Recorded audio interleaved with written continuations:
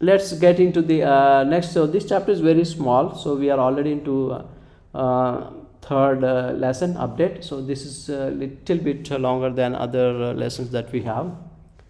So here, update, what is update? It's like a DML command. Okay, it is used to modify existing data in a table.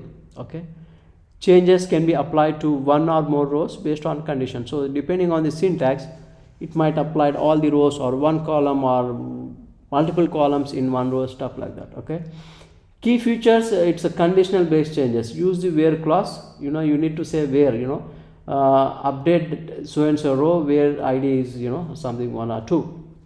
And then you can also update multiple columns, or if you do not use where clause, it will update all the rows. So this is kind of very dangerous. You have to be very cautious when you run update statements, and it's very common with the freshers to make this mistake. So always use the where clause. If you miss the where clause, the entire table will be updated, and some people also lost their jobs because of this issue. So make sure you write this where condition.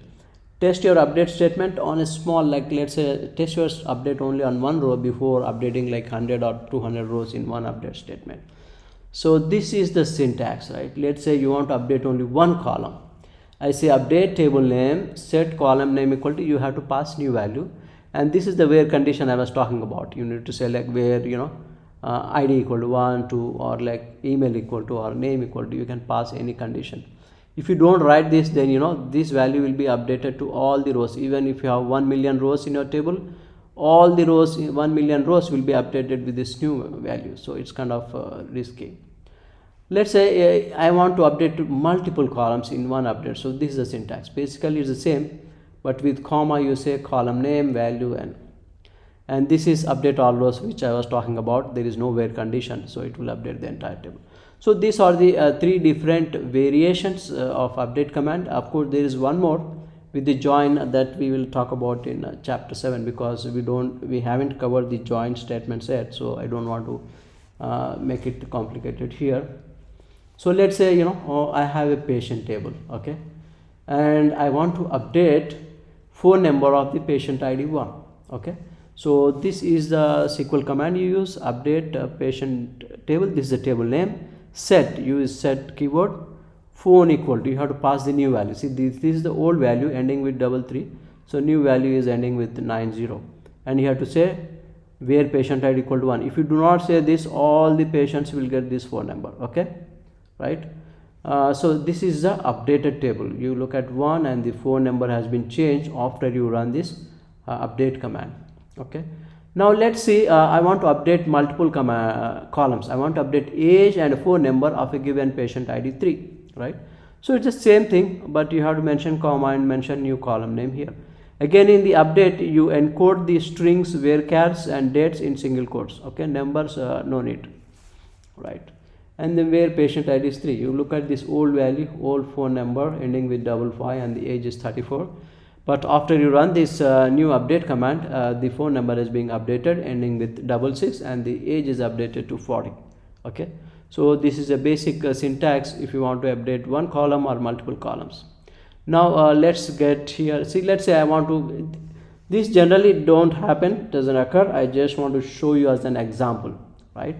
Let's say I set age equal to 30. I do not pass any where condition. So all the rows will be updated to 30, because you are not telling the database to whom this age is belonging to. You are just saying, hey, update this table with this age. So it will update all. So this is kind of very dangerous. You have to be very cautious when you run update statement. Okay. And then, this is what I was talking about, the join. Okay. If you don't understand at this point, it's okay. But I want to tell you there is another variation in the update that is kind of complicated, and you might be using it most often in your jobs, and maybe you might also get an interview question on this. Okay, let's say we have employees table, and I have another table, right?